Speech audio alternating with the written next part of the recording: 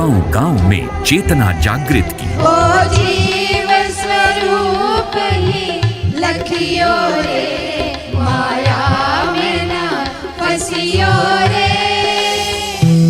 पिछले 3 दशक से साध्वी ऋतंभरा दीदी माँ के रूप में बेसहारा बच्चों के जीवन में वात्सल्य का संचार करती हैं।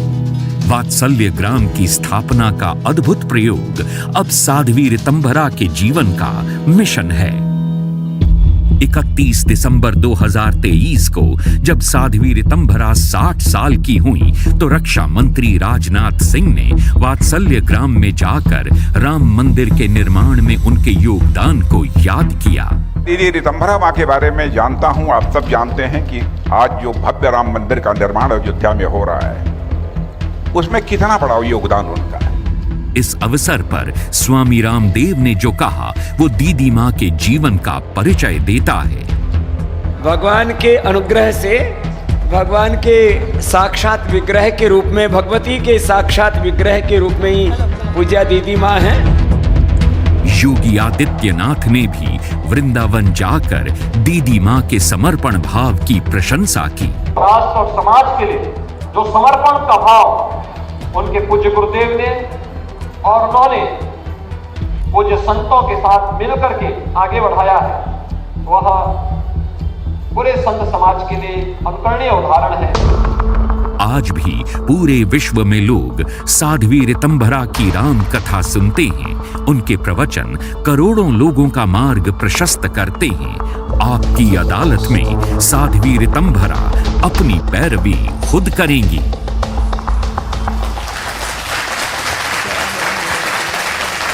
तो आइए शुरू करते हैं आज का मुकदमा। आपकी अदालत में पहला इल्जाम साध्वी ऋतंभरा। आपकी अदालत में साध्वी ऋतंभरा पर आरोप है कि इन्होंने राम नाम पर कब्जा कर लिया है। देखिए, इतने दिन से आप हमेशा कहती थी राम सबके हैं, राम सब में हैं। अब राम मंदिर बनकर तैयार हो गया है तो बहुत सारे लोग कह रहे हैं कि इस पर बीजेपी का, आरएसएस का, साध्वी ऋतंभरा का कब्जा हो गया है। रजत जी, राम तो हमारा अस्तित्व है, अपराजित पौरुष का प्रतीक है, सर्वे भवन्तु सुखिना की भावना है। और सच बताएं, राम ने हमारे हृदय पे कब्जा कर लिया है रजत जी, और हम राम के हो गए।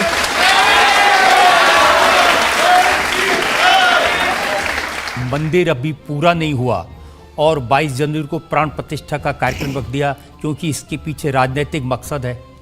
कैसे बताऊं रजत जी के जो शिखर है ना वो हमारी तपस्या है, और जो वहाँ के कलश हैं वो हमारे हृदय की भावना है, और जो गर्भगृह है ना रजत जी वो सदियों के व्याकुल मन की प्रतीक्षा है। हमारे स्वप्न है वो जो मंडप बना है, और उसके अंदर जो स्तंभ है ना रजत जी वो हमारी प्रतीक्षा है। क्रम इधर उधर हो सकता है पर हम सबका कार्य विक्रम है। इसीलिए हमने जो पगडंडी बनाई ना रजत जी वो अपने बलिदानों से बनाई है। हमने जो मंदिर की दीवार उठाई है ना रजत जी वो हमने धर्म के प्रति जो हमारा अभिमान है उसके बल पर खड़ी हुई है। इसीलिए अधूरा कुछ नहीं है रजत जी, संकल्प पूरा है और उसकी सिद्धि भी पूरी है। और हो सकता है रजत जी अभी कुछ अधूरा हो, लेकिन जब शिखर बनेगा तो कलश ध्वज भी चढ़ जाएंगे, शनै शनै सारे आभूषण जड़ जाएंगे। अंतर मंदिर पूर्ण है, बाहर भी पूर्ण होगा, और धर्म द्वेषियों का घमंड अंड अब चूर्ण होगा। और ये बात राहुल गांधी ने मीडिया से बात करते हुए कहा कि 22 जनवरी का जो कार्यक्रम है वो नरेंद्र मोदी का फंक्शन है, वो भगवान राम का कार्यक्रम नहीं है। भारत के इतिहास में पहली बार ऐसा हो रहा है कि इस देश के बहुसंख्यक समाज की भावनाओं का सम्मान करने के लिए देश के प्रधानमंत्री जी पहले तो भूमि पूजन पे जब वो गए उन्होंने दंडवत प्रणाम किया, धरती धन्य हो गई, भारत की परंपरा धन्य हो गई। क्योंकि हम तो अपमानों के जहर पिए बैठे हैं ना रजत जी। हमने तो नीलकंठ बनकर मंथन की कीमत भरी है। हमने तो अपने मंदिरों पर कुठाराघात होते देखे हैं, उपेक्षाएं देखी, अपमान देखा, व्यंग्योक्तियां सुनी। पहली बार ऐसा हुआ है देश की आज़ादी के बाद कि कोई देश का प्रधानमंत्री नरेंद्र भाई मोदी के रूप में ऐसा आया है जिसने मां भारती की परंपरा को अपने सर माथे पर आरूढ़ किया। और दूसरी बात रजत जी, प्रधानमंत्री अयोध्या का भाग्य बनाने नहीं जा रहे, प्रधानमंत्री जा रहे हैं अपने भाग्य को सौभाग्य बनाने के लिए। एक शंकराचार्य भी हैं, स्वामी अविमुक्तेश्वरानंद। उन्होंने कहा कि मोदी जी जा रहे हैं, इसको पॉलिटिकल फंक्शन बना दिया।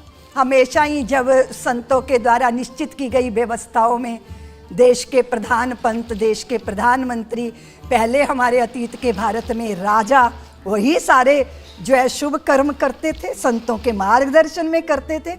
ये तो मार्गदर्शक मंडल के संतों का निर्णय है, राम जन्मभूमि न्यास ट्रस्ट का निर्णय है, वहाँ ट्रस्ट के द्वारा निमंत्रण दिया गया। और रजत जी, हम भाग्यशाली हैं, आनंदित हैं कि देश के प्रधानमंत्री ने हमारे दिए गए निमंत्रण को स्वीकार कर लिया, हमें बहुत आनंद है। ईसाम्बा जी, एक शंकराचार्य कह रहे हैं कि ऐसे कैसे होगा कि जो भगवान की मूर्ति है, रामलला की मूर्ति है, उसको नरेंद्र मोदी स्पर्श करेंगे और शंकराचार्य खड़े होकर ताली बजाएंगे, इसलिए हम नहीं जा रहे। रजत जी, बहुत बड़े पीठों पर, आदरणीय और श्रद्धावान पीठों पर जब कोई विराजमान होकर अपनी बात कहता है तो उनका विमर्श क्या है, मंतव्य क्या है, उद्देश्य क्या है, वो उन्हीं से पूछा जाना चाहिए। मैं बहुत छोटी हूँ, मुझे कोई अधिकार नहीं है, लेकिन मुझे अपना आनंद व्यक्त करने का अधिकार है कि देश के प्रधानमंत्री जा रहे हैं, पूरे विश्व के अंदर जय जयकार हो रही है और हमारे राम लला आ रहे हैं। हमारे 500 वर्ष की प्रतीक्षा, रजत जी, ये छोटी बात है क्या? ये बहुत बड़ी बात है। श्रद्धा, आस्था और फिर हमारे स्वाभिमान जिसको खंडित कर दिया गया था, उसकी पुनर्स्थापना होने जा रही है।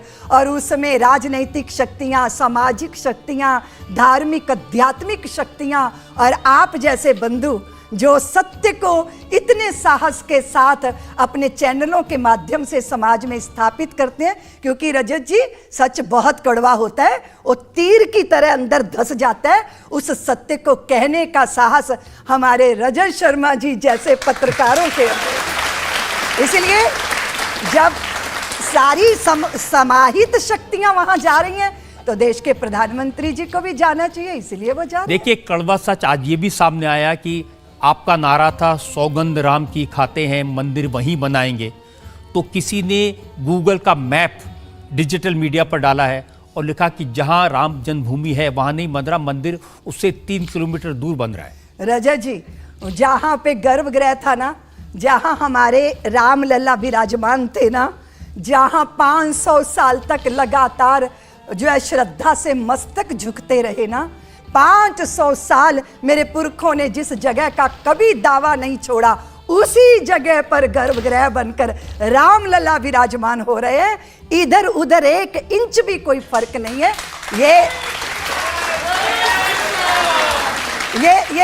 एक वितंडावाद है, ये समाज को, जनता को भ्रमित करने का कुत्सित प्रयत्न है और असफल प्रयत्न है। ये प्रयत्न इसलिए हो रहा है क्योंकि जितने भी विरोधी दल हैं, सबको लगता है कि लोकसभा के चुनाव होने वाले हैं, इसलिए मंदिर की प्राण प्रतिष्ठा का कार्यक्रम अभी रखा गया। हम तो पहले से ही कहते थे रजत जी कि लोकसभा बासंती चोला पहन के जिस दिन आएगी, गली गली मेरे भारत की वृंदावन बन जाएगी। काशी, मथुरा और अयोध्या ने एक साथ ललकारा है, कहो गर्व से हम हिंदू हैं, हिंदुस्तान हमारा।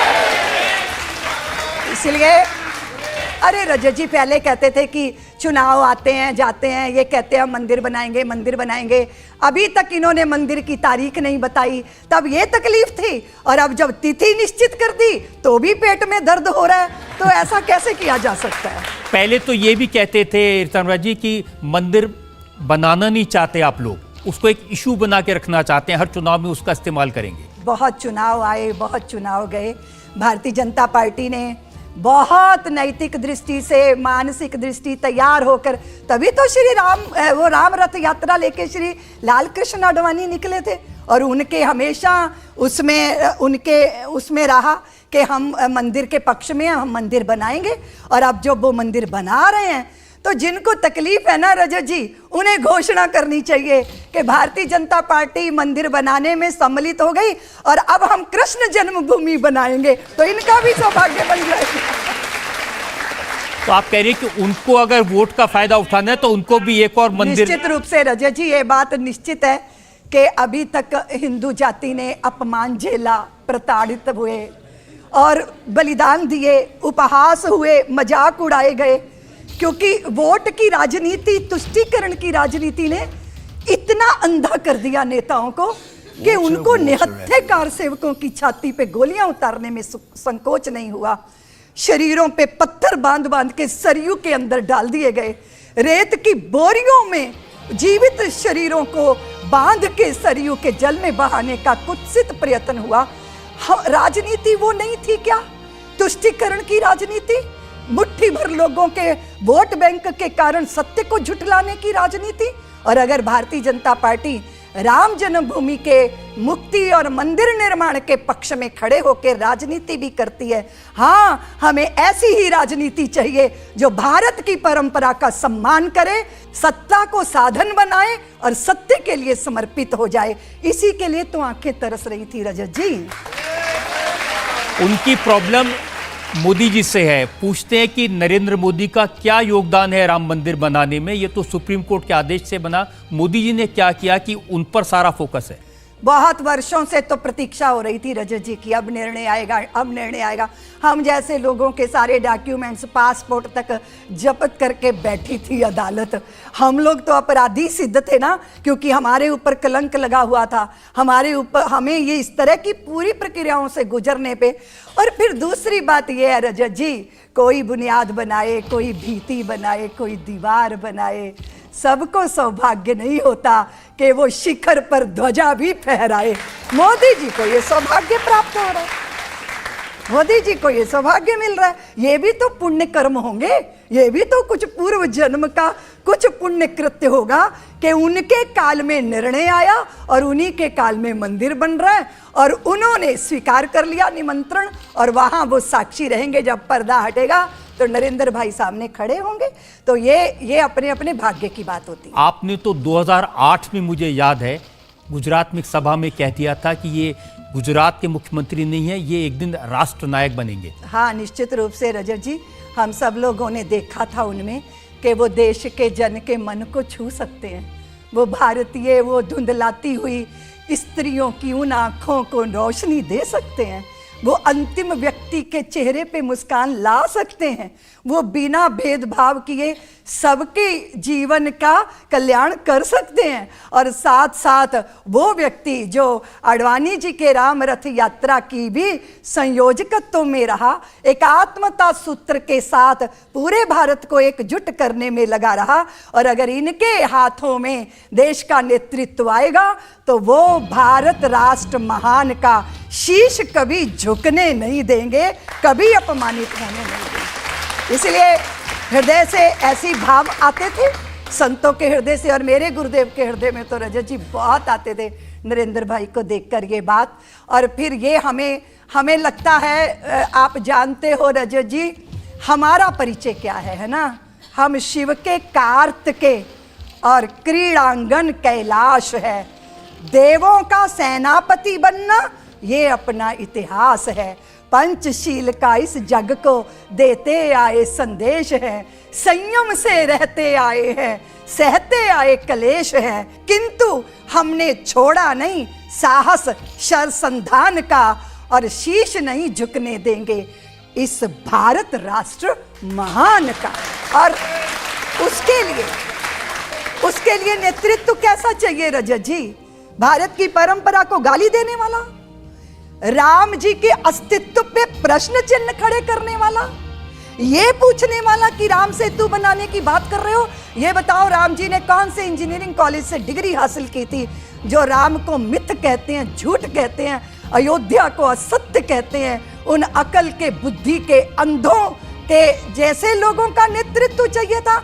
नहीं नहीं, हमें नेतृत्व चाहिए था जो भारत के जनमन को समझे, इस मिट्टी को माथे पे धारण करे। और सोचो रजत जी, जिस व्यक्ति ने पार्लियामेंट की देहरी पे माथा झुका दिया हो, उसको मंदिर माना हो, उस जगह बैठ के कोई व्यक्ति जिसको नमन करता है, प्रणाम करता है, उस जगह बैठ के वो भारत के भाग्य को ही बनाएगा, वो कोई पाप नहीं करेगा। ये उन्होंने सिद्ध कर दिया, ये उन्होंने सिद्ध कर दिया। और जो लोग इनकार कर रहे हैं, निमंत्रण पत्र को ठुकरा रहे हैं सोनिया गांधी जी, उनको भी आप कुछ कहेंगी? जो मेरे राम जी के निमंत्रण को ठुकराएंगे रजत जी, भारत की जनता उन्हें ठुकरा देगी और ठुकरा दिया। अब जनता का आपने नाम लिया है तो जनता में से जो लोग सवाल पूछना चाहते हैं पूछ लेते हैं। जय श्री राम दीदी माँ, मेरा सवाल है कि अगला चुनाव क्या मोदी जी जीतेंगे? क्या वे तीसरी बार प्रधानमंत्री बनेंगे? निश्चित रूप से, इसमें तो कोई संदेह नहीं। ये तो जनता ने मन बनाया पुत्र। जनता को मालूम है इस देश की भव्यता और दिव्यता दोनों की गारंटी मोदी जी हैं, इसलिए 2024 भी उन्हीं का है। कभी आपके मन में विचार नहीं आया कि मैं भी एमपी बनूं, मंत्री बनूं, मुख्यमंत्री बनूं? रजत जी, राजनीति तो मेरा क्षेत्र ही नहीं है। मेरा क्षेत्र तो भगवान के गीत गाना, पूरे देशवासियों के हृदय में धर्म की धारणा को भरना, कर्तव्यों का बोध जगाना, अपने अग्रज पूर्वजों की जाज्वल्यमान परंपरा का स्मरण करवाना। और फिर इस बीच जो है राम जन्मभूमि का जब विषय आया तो मेरे गुरुदेव ने कहा कि रितंभरा तुम्हें सारी जनता को बताना है। तो हम बताते घूम रहे थे रजत जी, कंकर कंकर शंकर इसका प्राण प्राण में गीता है, जीवन की धड़कन रामायण पग पग पर बनी पुनीता है, यदि राम नहीं है श्वासों में तो जीवन का घट रीता है, नरनार श्री पुरुषोत्तम का हम मंदिर भव्य बनाएंगे, सौगंध राम की खाते हैं हम मंदिर वही बनाएंगे। तो हमारे गुरुदेव का जो आदेश था रजत जी, गुरुदेव का आदेश था कि जन्मभूमि के लिए काम करना है, धर्म जागरण करना है, और अब उनका आदेश है समरसता को पूरे भारत के अंदर इसके लिए कार्य करना है। तो उनकी आज्ञा जैसी रही मैंने वैसा किया। राजनीति कभी मेरा क्षेत्र नहीं था। और मुझे याद है 1991 में आपको कहा गया था अमेठी में आप लड़िए सोनिया गांधी के खिलाफ चुनाव। हाँ जी रजत जी, तो हमें कहा गया, पर मेरे गुरुदेव का आदेश था और हमारे भी राजनीति में कोई रुचि नहीं है। और रजत जी, हम राजनीति की धार बदलने वाले लोगों में से हैं, राजनीति करने वाले। अब देखिए योगी आदित्यनाथ भी मुख्यमंत्री बने हैं, वो भी संत समाज से आते हैं और बड़े सफल मुख्यमंत्री उनको माना जा रहा है। जी, बहुत बड़ा सौभाग्य है रजत जी, ऐसा नेतृत्व उत्तर प्रदेश को प्राप्त हुआ। और जिस अयोध्या को देख के हमारा मन रोता था रजत जी, जब हम लखनऊ का वैभव देखते थे, हमें लखनऊ से द्वेष नहीं है, लेकिन हमारी तीर्थ स्थानों की उपेक्षा, उसकी श्रीहीनता, वो धूल धूसरित दीवारें, लेकिन कितना बड़ी बात है रजत जी, हम हमेशा मानते हैं कि माँ भारती चिन्मयी सत्ता है और माँ भारती समय समय पर अपनी कोख से ऐसे सपूतों को जन्म देती है जो भारत का गौरव रखते हैं। और देश के उत्तर प्रदेश के योगी जी ने जब पूरी अयोध्या को दीपों से जगरमगर कर दिया, विमान से उतरकर राम जी आते हैं हर दीपावली को और पूरी अयोध्या धन्य हो जाती है, तो ऐसे संत भी और ऐसे सिपाही भी, ऐसा नेतृत्व भारत को मिलना, ये भारत का बड़ा सौभाग्य। एक और सवाल ले सकते हैं। जैसा कि केजरीवाल जी ने कहा है कि वह हर मंगलवार को हनुमान चालीसा का पाठ करवाएंगे, तो क्या लगता है आपको उनसे उनको कोई फायदा होगा? हाँ, उनकी बुद्धि ठिकाने पे आ गई।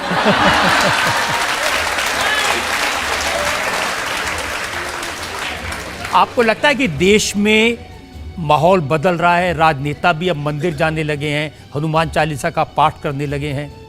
हाँ जी रजत जी, माहौल बदल रहा है, लेकिन जनता जानती है कि भाई कोर्ट के ऊपर जनेऊ पहन के दिखाने की क्या जरूरत है। अगर आपकी निष्ठा, आस्था आपकी भारत की परंपरा के साथ है, आप आप अभी तक उनको गाली देते रहे, संतों को गाली देते रहे, भारत की परंपरा को कोसते रहे, चंद लोगों को खुश करने के लिए अपनी जड़ों पे कुठाराघात करते रहे।